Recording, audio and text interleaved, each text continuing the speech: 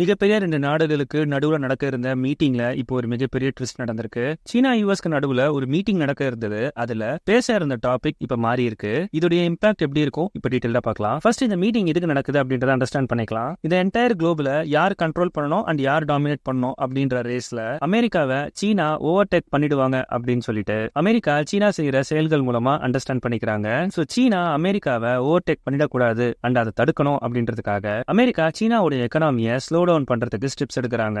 அது என்ன அப்படின்னு பாத்தீங்கன்னா, அமெரிக்கா சீனாவுடைய எல்லா ப்ராடக்ட்ஸ் மேலயும் எக்ஸ்ட்ரா டாக்ஸ் போடுறாங்க. இது மூலமா சைனாவுடைய ப்ராடக்ட்ஸ் மார்க்கெட் பிரைஸை விட அதிகமா இருக்கும். சோ அது எக்ஸ்பென்சிவ் ஆயிடுச்சு அப்படின்னு சொன்னா மார்க்கெட்ல அது யாரும் வாங்க மாட்டாங்க. இதனால சைனாவோட எக்கனாமிக்கு காசு கம்மியா வரும். சோ தட் அவங்களோட எக்கனாமி ஸ்லோ டவுன் ஆகும். இதை அண்டர்ஸ்டாண்ட் பண்ணிக்கிட்ட சீனா பதிலுக்கு அமெரிக்கா ப்ராடக்ட்ஸ் மேல எக்ஸ்ட்ரா டாக்ஸ் போடுறாங்க.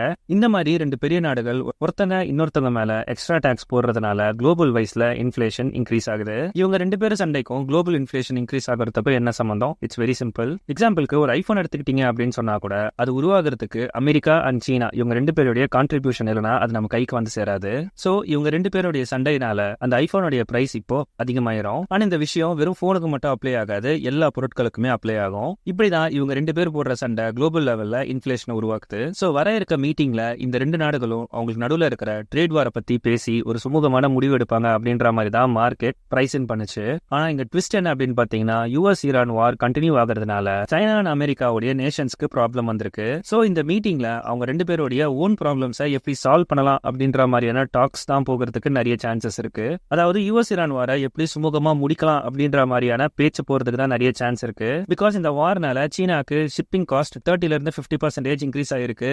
இது அவங்களுடைய எக்கனாமிக்கு ஒரு மிகப்பெரிய பர்டன். அது மட்டும் இல்லாம அமெரிக்காக்கு ரேர் எர்த் மினரல் ரொம்ப இம்பார்ட்டன்ட். ஆனா அந்த ரேர் எர்த் மினரலை சீனா தான் மெஜாரிட்டியா கண்ட்ரோல் பண்றாங்க அப்படின்றதுனால சோ அந்த மாதிரியான விஷயத்துக்கு ரிலேட்டடா தான் இந்த மீட்டிங் போகிறதுக்கு நிறைய சான்ஸ் இருக்கு. பட் இது எப்படியோ வார் நிறுத்துறதுக்காக இவங்க 2 பேரும் பேசுறாங்க அப்படின்னு சொன்னா அது குட் நியூஸ் தானே பிரதர் அப்படின்னு நீங்க நினைக்கலாம். பட் அங்கதான் ட்விஸ்டே இருக்கு.